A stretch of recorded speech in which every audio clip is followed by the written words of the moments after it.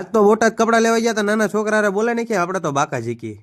मतलब वो अलग ही लेवल का बंदा હેલો था। તો ગાય થઈ ગઈ છે મસ્ત મજાની ગુડ મોર્નિંગ, અને આજ સવારમાં કાર્તિકભાઈનો અને અનિલભાઈનો ફોન આવી ગયો કે જવું છે સાળંગપુર દર્શન કરવા અને બોટાદ કપડા લેવા માટે. પછી તો શું ગાડી કાઢી અને નીકળી ગયા તૈણી સાળંગપુર અને બોટાદ જવા માટે. વચ્ચે આવી ગયું ખાંભળા અને ગાડી ઉભી રાખી. મેં કીધું પાણી કા સોડા પીવું પડશે, એમને એમ નહીં હાલે, કેમ કે તડકો બહુ લાગે છે. અનિલભાઈ કે હાલો હું સોડા પાઈ દો. મેં કીધું હાલો પાઈ દો. તો ફાઇનલી અમે ત્રણેય મિત્રો પહોંચી ગયા સાળંગપુર હનુમાન દાદાના દર્શન કરવા માટે. તો કોમેન્ટ કરજો તો નીચે જરાક કોણ કોણ આવી ગયું છે સાળંગપુર.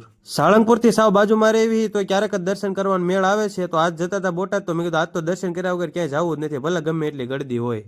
બહુ ગળદી હતી તો ફાઇનલી અમે પહોંચી ગયા મંદિરની અંદર. મેં તો દર્શન કરી લીધા, તો હવે તમે પણ દર્શન કરી મસ્ત મજાના દર્શન કરીને અમે ત્રણેય આવતા રહ્યા હનુમાન દાદાની મૂર્તિ પાસે ફોટા પડાવવા માટે. મેં કીધું હાલો લાઈનમાં ઉભા રહેજો એક પછી એક હાલો. પછી તો બહુ બધા ફોટા પડે ને અમે બધા નીકળી ગયા બહાર સોડા પીવા માટે. ને હવે જવાનું છે બોટાદ. તો અનિલભાઈ સોડાનો ગ્લાસ લીધો ને તો એ બરોબર અંદર ફૂંક મારતો હતો, એની પાસેથી મેં લઈ લીધો. અમે ત્રણે પગી ગયા બોટાદ કપડા લેવા અને 3 જોડી કપડા લીધા. બાપા સીતારામ દુકાનનું નામ હતું. તો તમે પણ ક્યારેક જાજો, અહીંયા બહુ મસ્ત કપડા મળે છે. અને અમે રસ્તામાંથી લઈ લીધો તો નાસ્તો, અને આગળ એક મંદિર આવતું હતું તો અહીંયા ત્રણે બે ગયા નાસ્તો કરવા માટે. આને તો જો કેટલી ઉતાવળે ખાવા હોતન મળ્યો હતો. હું અને ઓલો તો બે હજી વિડીયો જ બનાવી હતા, ઓલે તો ચાલુ હોતન કરી દીધું. પછી પગી ગયા હતા બરવાળા અને ત્રણે ઠપકાર્યો શેરડીના રસનો એક ગ્લાસ, કેમ કે તડકો બહુ લાગી ગયો હતો ને બહુ મજા આવે પીવાની. તો પછી શેરડીનો રસ પીને ટાઢા થઈને નીકળી ગયા ઘર બાજુ. તો મળશો બીજા વ્લોગમાં, ત્યાં સુધી જય માતાજી.